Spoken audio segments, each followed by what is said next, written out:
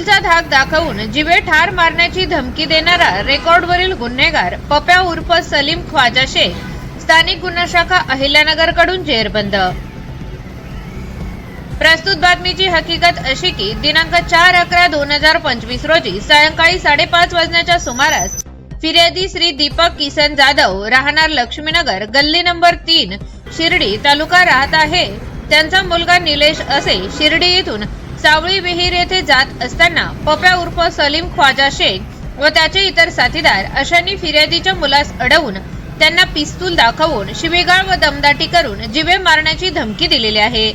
सदर घटनेबाबत फिर्यादी यांनी दिलेल्या फिर्यादीवरून शिर्डी पोलीस स्टेशन येथे गुन्हा रजिस्टर नंबर 964/2025 भारतीय न्याय संहिता 2023 चे कलम 189(2), 191(2)(3), 190, 351(2), 352, 126 सह आर्म ऍक्ट कायदा कलम 325 प्रमाणे गुन्हा दाखल करण्यात आला आहे। सदर गुन्हा दाखल झाल्यानंतर माननीय पोलीस अधीक्षक श्री सोमनाथ गारगे यांनी स्थानिक गुन्हा शाखेत सदर गुन्ह्यातील आरोपीची माहिती काढून त्यांना ताब्यात घेण्याबाबत सूचना देण्यात आल्या होत्या।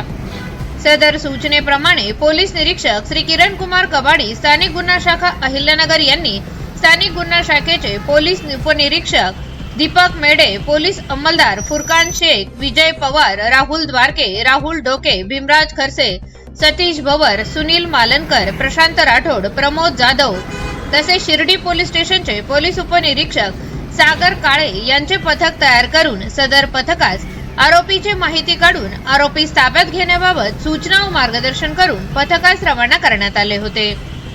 नमूद पथकाने शिर्डी परिसरातील फायबर कारखान्याच्या जवळ असलेल्या हॉटेल रेणुकाच्या पाठीमागील बाजूच्या काटवनामध्ये छापा टाकला असता सदर ठिकाणी एक इसम संशयितरित्या मिळून आला।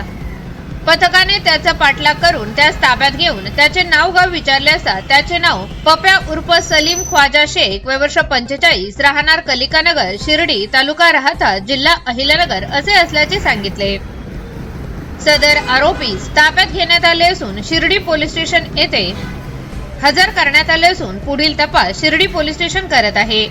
सदरची कारवाई माननीय श्री सोमनाथ गारगे पोलीस अधीक्षक अहिल्यानगर यांच्या सूचना व मार्गदर्शनाखाली स्थानिक गुन्हा शाखेचे पोलीस अधिकारी व अंमलदार यांनी केली आहे।